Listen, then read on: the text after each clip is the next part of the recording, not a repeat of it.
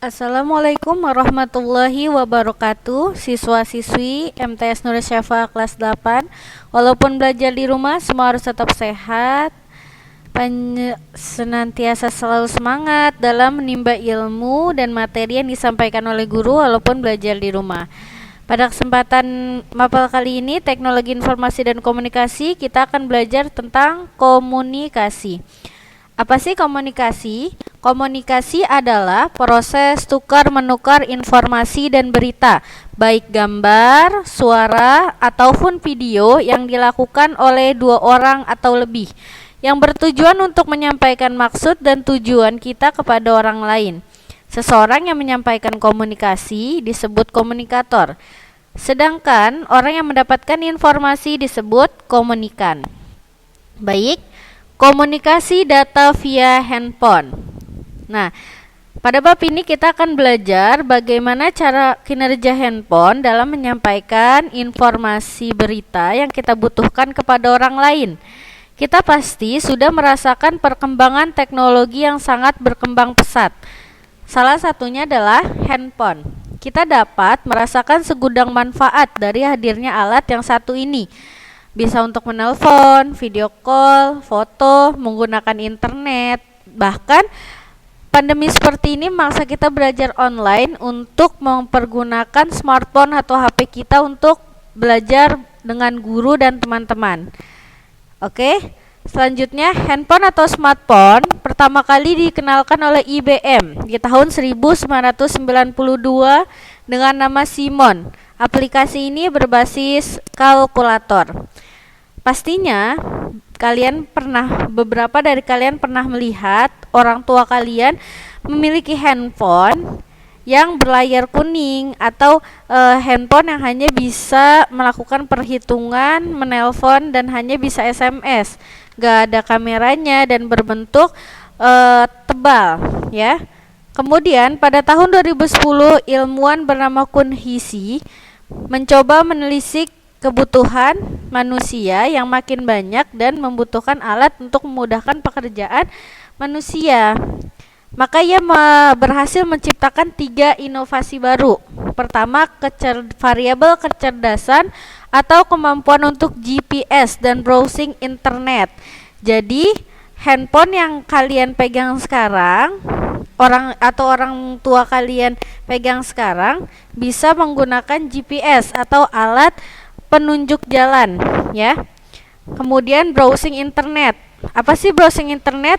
Pencarian informasi di internet atau mudahnya kalian menggunakan Google, ya. Ketika kalian menggunakan Google, itu termasuk browsing internet. Yang kedua, variabel entertainment seperti game, MP3 dan kamera. Nah, kalian semakin di tahun yang mendatang itu semakin canggih. Kalian bisa main game di handphone, bisa mendengarkan musik atau MP3, dan kalian bisa membuat atau mengabadikan foto ataupun video di dalam kamera handphone atau smartphone kalian. Yang ketiga, variable essentiality. Misalnya fungsi komunikasi seperti menelpon, video call, voice note, alarm, ya. Kalau ada tuh orang tua kalian atau kalian yang sengaja masang alarm biar nggak kesiangan sekolah atau sholat, ya.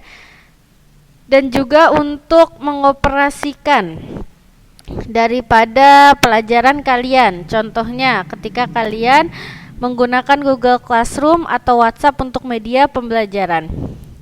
Nah, ini adalah contoh-contoh transformasi dari handphone. Nah, pertama, handphone seperti ini hanya bisa dipakai untuk menelpon saja.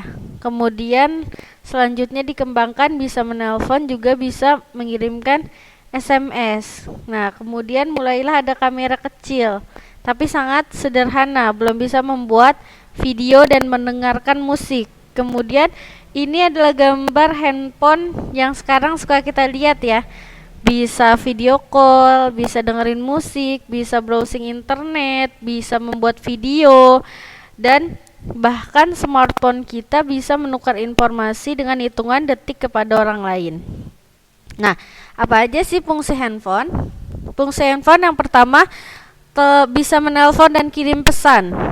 Yang kedua, membuka media sosial. Contohnya kita buka WhatsApp, Instagram, Twitter, dan lain sebagainya untuk media-media yang tentunya positif, ya, tidak menggunakannya untuk media yang negatif, bukan untuk mencari hal-hal yang kurang baik, tapi untuk menghubungi seseorang untuk menukarkan informasi dan berita. Yang ketiga ada browsing internet atau pencarian informasi di internet, atau kalian butuh jawaban di internet, butuh berita dari internet. Ketika kalian gak dapat di koran ataupun di televisi, dengan sangat mudah kalian bisa mendapatkannya di internet. Pastinya harus berita-berita yang positif, informasi yang positif, dan semua yang berbau-bau positif atau kebaikan, ya. Yang selanjutnya adalah office. Office itu artinya pekerjaan. Salah satunya seperti ini. Pekerjaan kalian adalah seorang siswa dan siswi, maka pekerjaan kalian adalah belajar. Dengan handphone atau smartphone kalian bisa mempergunakannya untuk memudahkan pekerjaan kalian. Salah satunya belajar via WhatsApp atau via Google Classroom. Selanjutnya bisa menonton video, mendownload video, bahkan TV, ya. Kita bisa menonton channel TV di handphone atau smartphone, radio streaming, kita bisa mendengarkan radio, musik, ataupun instastory dan lain sebagainya. Selanjutnya adalah navigator atau yang disebut GPS tadi di awal, penunjuk arah. Apa itu? Seperti Google Maps, ya.